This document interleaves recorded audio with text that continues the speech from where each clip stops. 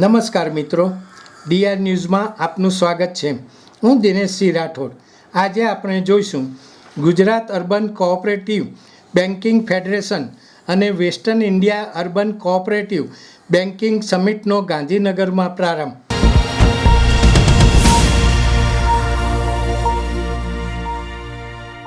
મુખ્યમંત્રી શ્રી ભૂપેન્દ્રભાઈ પટેલે સ્પષ્ટ મત વ્યક્ત કર્યો છે કે કોઓપરેટિવ મેનેજિંગ સેક્ટર ટેકનોલોજીનો લાભ લઈને સંચાલનમાં પારદર્શિતા સાથે વિકાસ કરી શકે તેવો આજનો સુવર્ણ સમય છે.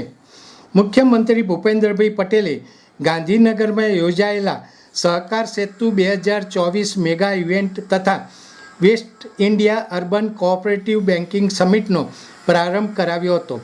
Gujarat urban cooperative banking federation દ્વારા યોજાયેલા આ સમિટમાં સહકાર રાજ્યમંત્રી જગદીશ વિશ્વકર્મા તેમજ કોઓપરેટિવ બેન્કિંગ સેક્ટરના વરિષ્ઠ અગ્રણીઓ ઉપસ્થિત રહ્યા હતા. મુખ્યમંત્રીએ જણાવ્યું હતું કે વિકસિત ભારત એક્ટ 2047માં કોઓપરેટિવ બેન્કિંગ સેક્ટરથી લઈને સામાન્ય માનવીના આર્થિક સામાજિક ઉત્કર્ષ માટેના દરેક સેક્ટરમાં વડાપ્રધાને ટેકનોલોજી ટ્રાન્સફોર્મેશન અને ટ્રાન્સપરન્સીને વ્યૂહ અપનાવ્યો છે. એ જ પરિપાટીએ દેશના પ્રથમ સહકાર મંત્રી અમિતભાઈએ કોઓપરેટિવ બેંક પણ વિશ્વ કક્ષાની સેવાઓ આપવા સક્ષમ બને તે માટે ટેકનોલોજી અપગ્રેડેશન દ્વારા સહકારી બ્રાન્ડ તરીકે પ્રાઉડલી કોઓપરેટિવના મંત્રથી બેન્કિંગ સેક્ટર આગળ વધી શકે તેવા એપ્રોચને પ્રોત્સાહન આપ્યું છે તેમ તેમણે ઉમેર્યું હતું. મુખ્યમંત્રીએ કહ્યું કે અર્બન કોઓપરેટિવ બેન્કોના પ્રાયોરિટી સેક્ટર લેન્ડિંગ લક્ષ્યો હાંસલ કરવા માટે સમય મર્યાદામાં વધારો કરી આપ્યો છે.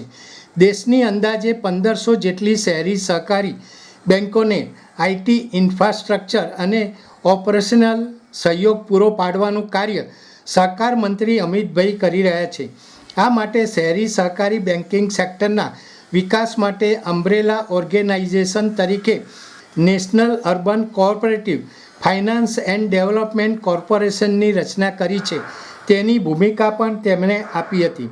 ધિરાણ આપતી વખતે ચોક્કસ માપદંડને અનુસરતી નાના માણસની મોટી બેંક એટલે કે સહકારી બેન્કોમાં નહિવત એનપીએના પરિણામે આ બેન્કો આજે પ્રગતિની સાથે ડબલ નફો કરી રહી છે. તે આપણા માટે ગૌરવ સમાન છે તેમ પણ મુખ્યમંત્રી ભૂપેન્દ્રભાઈ પટેલે ઉમેર્યું હતું. અર્બન કોઓપરેટિવ ક્ષેત્રે ગુજરાતની સિદ્ધિઓ વિશે સહકાર મંત્રી જગદીશ વિશ્વકર્માએ જણાવ્યું હતું કે માસ પ્રોડક્શનને બદલે પ્રોડક્શન બાય માસ એ ગુજરાતમાં દૂધ ઉત્પાદન અને સહકારી ક્ષેત્રની આગવી ઓળખ બન્યું છે. રાજ્યના દૂધ ઉત્પાદકોને દૈનિક ₹150 કરોડથી વધુની ચૂકવણી ડીબીટીના માધ્યમથી કરવામાં આવે છે. ગુજરાતમાં કોઓપરેટિવ બેંકનું નેટવર્ક ઘણું મોટું છે. અન્ય રાજ્ય કરતાં ગુજરાતની અર્બન બેન્કો નાણાકીય રીતે સદ્ધર છે. ગુજરાતમાં 211 અર્બન કોઓપરેટિવ બેન્કની 1138 જેટલી શાખા કાર્યરત છે, જેમાં અંદાજે ₹84,531 કરોડની ડિપોઝિટ અને 52,333 કરોડનું ધિરાણ આપેલું છે.